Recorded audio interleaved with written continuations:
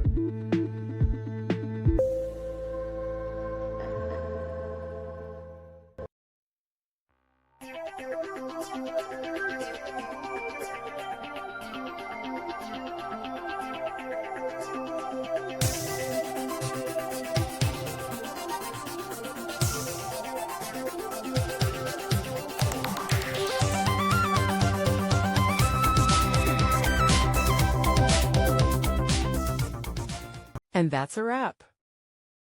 I hope you found the answer you were looking for. If you did, take a second to hit that subscribe button. It really helps out.